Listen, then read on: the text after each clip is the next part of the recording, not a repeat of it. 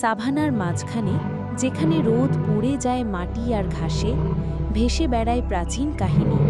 সেখানেই বাস করত এক গর্বিত সিংহ, বারাকু।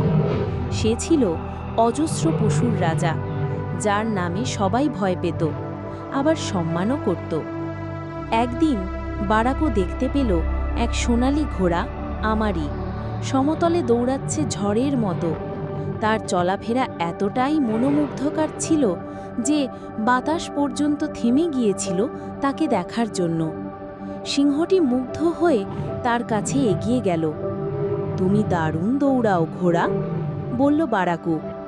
"কিন্তু একটু ধীরে চলা কি ভালো নয়? খোলা মাঠে বিপদ লুকিয়ে থাকে।" আমারই থেমে শান্ত চোখে সিংহের দিকে তাকালো। "আর তুমি, মহাশক্তিশালী সিংহ, তুমি কি বিশ্রাম না নিয়ে পরামর্শ দিতে ভালোবাসো?" বারাকু হেসে উঠল। "আমি তো রাজা, আমি যা চাই তাই করি।" আমারই বলল, "আর আমি স্বাধীন, তাই আমি যা দরকার তাই করি।"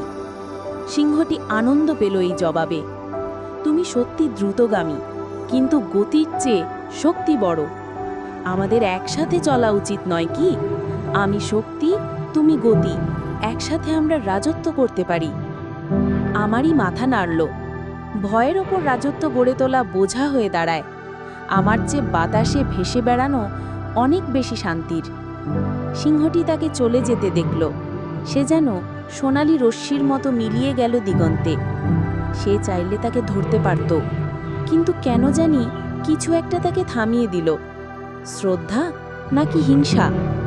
সেই দিন থেকে সিংহ প্রায় দিগন্তের দিকে চেয়ে বসে থাকত, অপেক্ষা করত সেই সোনালি ঘোড়ার ছায়ার জন্য।